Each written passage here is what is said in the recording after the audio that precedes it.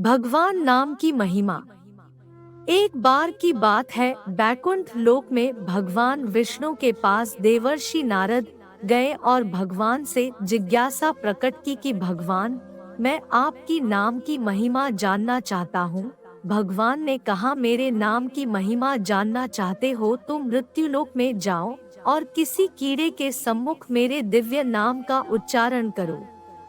नारद जी मृत्युलोक में गए और देखा कि एक कीड़ा अपनी स्वाभाविक गति से रेंग रहा है। नारद जी ने उसके सम्मुख भगवान के दिव्य नाम का उच्चारण किया। कीड़ा उसी क्षण मर गया। नारद जी भगवान के पास आए और शिकायत करने लगे कि भगवान, आपका दिव्य नाम सुनते हैं, कीड़ा तो मर गया।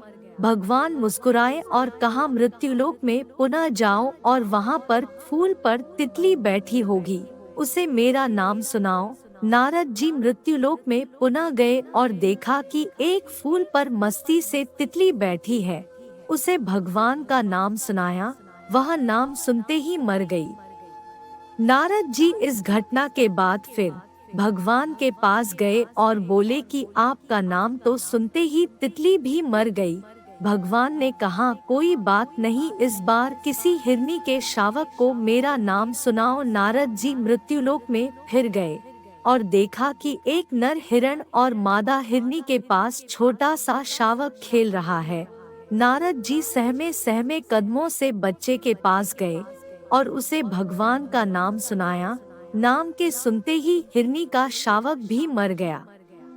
नारद जी यह देखकर दुखित हो गए और भारी मन से भगवान के पास जाकर कहा, भगवान, यह सब मैं क्या देख रहा हूँ? आपका पवित्र नाम तो तारने वाला होना चाहिए, किंतु यहाँ तो जीव जंतु आपका नाम सुनते ही मारते जा रहे हैं। भगवान ने नारद जी को आश्वासन दिया कि डरने की कोई बात नहीं है। एक बार मृत्युलोक में फिर से जो और किसी नवजात गाय के बछड़े को मेरा नाम सुनाओ। नारद जी ना चाहते हुए भी भगवान के बार बार कहने पर मृत्युलोक में आए और देखा कि एक गाय के पास एक नवजात बच्चा पूंछ उठाकर पूरे उल्लास से दुग्ध पान कर रहा है। नारद जी ने डरे डरे से बछड़े के पास गए और भगवान के नाम का उच्चारण किया। गाय के बछड़े की भी वही गति हुई और वह तत्काल मर गया। नारद जी दौड़े दौड़े भगवान के पास आए और गुस्से से बोले, हे प्रभु, बंद कीजिए अपना यह नाटक, मुझे आपकी नाम की महिमा जानने की कोई जरूरत नहीं है। आपका नाम उच्चारण तो जिंदों को मार रहा है, मेरी और परीक्षा मत लो।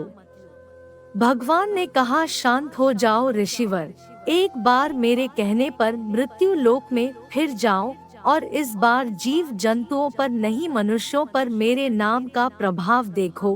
काशी नरेश के यहाँ एक पुत्र हुआ है, उसके कान में मेरा अलौकिक नाम सुनाओ। नारद जी बोले, भगवान, आप मुझे कहाँ भेज रहे हैं? मैं बदनाम हो जाऊंगा, मुझे लोग हत्यारा कहेंगे। भगवान के आदेश से उनके बार बार विश्वास दिलाने पर नारद जी काशी नरेश के यहाँ गए। वहाँ शिशु के जन्म के उपलक्ष्य में उत्सव मनाया जा रहा था। राजा को जब पता चला कि बैकुंठ से देवर्षि आए हैं, तो उन्होंने उनका खूब स्वागत सत्कार किया और कहा कि आप नवजात शिशु को आशीर्वाद दीजिए। नारद जी के पर आगे नहीं बढ़ रहे थे। भय से व्याकुल वे शिशु के समीप गए और उसके कान में दिव्या भगवान के नाम का उच्चारण किया। नारद जी ने जैसे ही नाम सुनाया, शिशु ने बोलकर नारद जी को प्रणाम किया।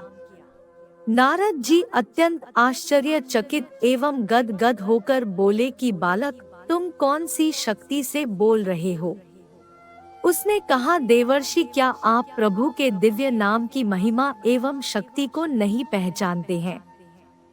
मैं वही एक कीड़ा, तितली, हिरण शावक, गाय का बछड़ा हूँ।